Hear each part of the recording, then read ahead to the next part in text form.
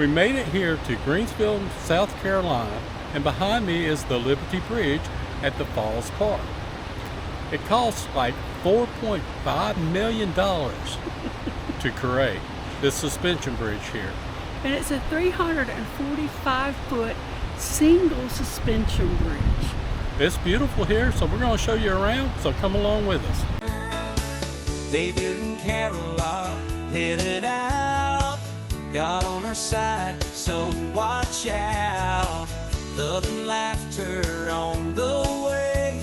Join our family and friends and stay. We may get lost on this quest, but it will be loving the real world at its best. Oh, yeah. I can feel the bridge moving. But not bad. Not bad. Not many cities have a park as beautiful as Falls Park on the Ready, but it did not happen overnight. The road crossing the Ready had to be relocated, and the Camperdown Bridge had to be removed so we can enjoy these beautiful falls. The bridge actually hid the falls for 40 years, and the Liberty Bridge walkway just adds to the enjoyment.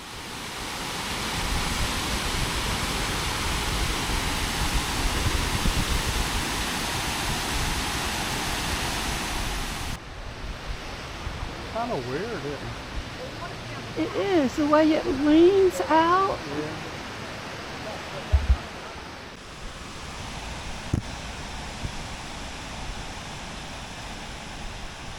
Now, the park is not the only thing to do in Greenville. We have a lot more to go visit, so hang around and let's see what we can get into. But first, let's head over to the Flying Biscuit and get us some lunch.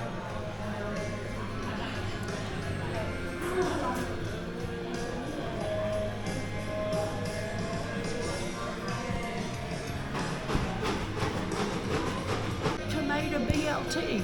Fried green Tomato, yes. tomato BLT. It's got bacon. Where's the tomato at?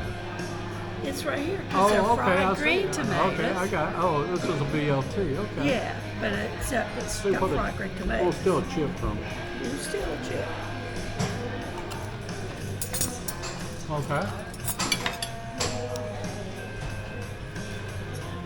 Let's see if I can tackle this. Oh.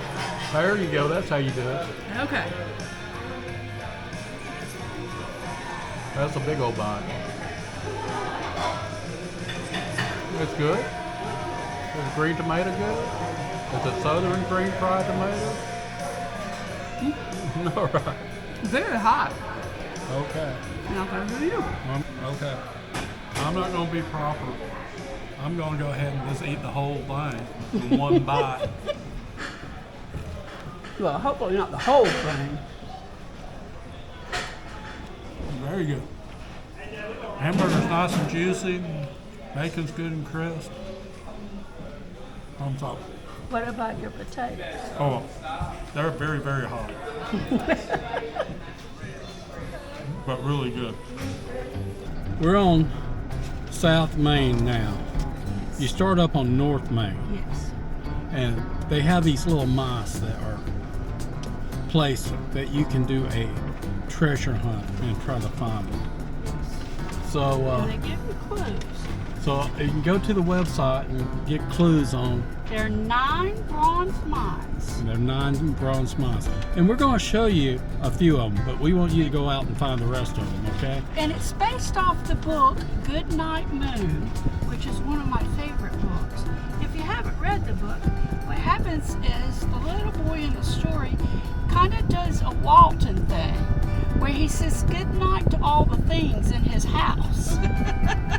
Obviously, he's stalling to go to bed. Yeah. So anyway, it's kind of fun. It's interesting, and you need to check it out. And Greenville. tell us if you find Mitch. Yeah. Let us know if you find Mitch, because we didn't find Mitch in front of Wells Fargo. We don't know what happened. He's in the garden somewhere, the hidden garden. So anyway, so far Greenville's been a pretty fun little town. It has been fun.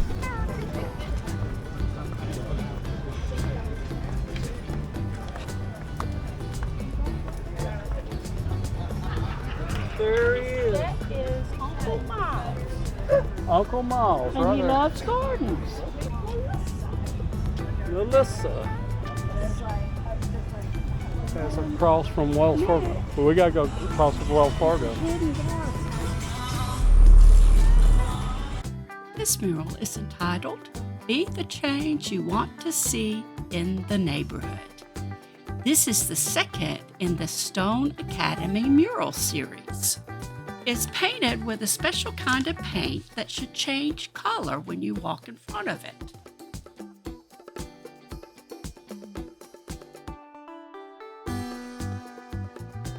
This 8-story photorealistic mural entitled Canvas commemorates the 50th anniversary of the desegregation of Greenville County schools. It was featured in the Architectural Digest in 2020, and it's truly amazing. Fifth graders at Stone Academy partner with Furman University and local artists to complete a mural. This is the first in the series. It features Falls Park and some recognizable Greenville figures. Entitled Sunday in the Park a la Reedy River. It may also remind you of another painting by the famous George Seurat. This mural, Every Day is a New Beginning, is the fourth in the series of the Stone Academy. It features the life cycle of a butterfly. Town Greenville. Founded in 1831 along the banks in Reedy River. What? It's brick. Yeah, it's made out of brick. I guess they just carved it right in the brick. Yeah. Cress. Oh my goodness, my grandmother loved cress. We only got to do it when we go to Atlanta. This site was occupied by S.H. Crest 5 and Dime store. Mhm. So now it's a CVS. Oh, This is Maccabee again. this is, what's her name? That's his Cor- name, Maccabee. Oh, He his did name? the textile mill that he built. Oh, this on is the textile yeah. mill. And the church. See the churches he built Yeah, also? the churches that he built with 100 Textile mill. I mean, no, that's the wood. textile mill. No, this is textile mill, I believe. That must be the old mill at the Or river. buildings, yeah. The river, there's a the mill. wood. Oh, whatever. Yeah, the wood thing.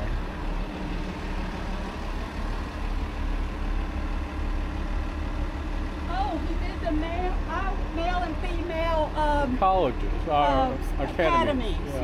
Annika's Rush is an open Samsonite suitcase filled with essential items for tourists.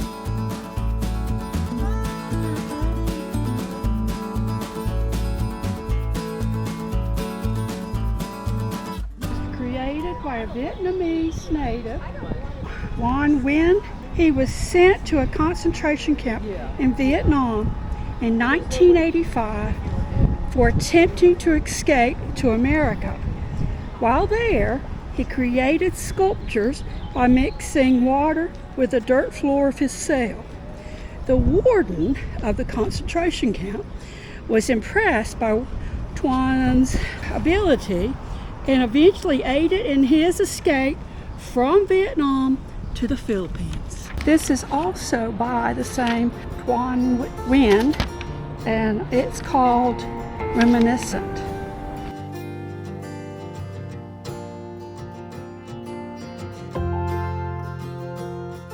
This is Porcelino II, and he is a full-size replica of a 17th century statue that's in Florence, Italy. Now, supposedly, if you rub his nose, you will return to Florence. If you place a coin in his mouth and it falls into the well of the fountain below, you will have good luck. Okay. Okay, I gotta rub Rub his nose. Yep. Put a coin in his mouth. Though I don't know how you're going to go back to Florence, Italy, since you've never been. My dad's been. Your dad has been. That's it. So I put it in his mouth. Mouth, and yeah, if it falls to the fall below, I'm gonna have good luck. you're going to have good luck. Amazing. It says it was built in 1820 by Joy Poinsett. Yeah, but we've renamed him. His nickname is Poindexter, Yeah. and we don't know why. Yeah. So I don't know. That's the bridge that we saw earlier today. So let's go down here and see him. So this is Poindexter's Weston. Oh, and we haven't told him, have we? No, we hadn't told him anything about the guy. Oh, goodness. He was an ambassador to Mexico and brought back the first poinsettia plant. And we're thinking He was also a botanist and a doctor. So we're thinking he named the flower, because it can't be that close of a coincidence. No way. He helped shape the history of the city of Greenville. The sculpture was installed at the site of his historic speech made by Poinsett on July 4th, 1851. Okay, now look here. Here's our answer right here. Really? Yeah. While serving as minister to Mexico in 1825, Poinsett introduced to America a species of the Euphorbia plant, later named Poinsettia, whatever that other word is, in his honor. So that's how. We know now. Now we know the rest of the story. I always just have them one year and then throw them away and get a new one the next Christmas, because I can't keep them alive. He's not telling you the secret. You got to look at his eyes.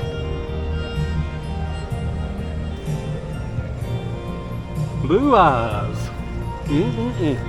It's in front of the Liberty Building, and it was donated to the city of Greenville by Hain Hip Foundation.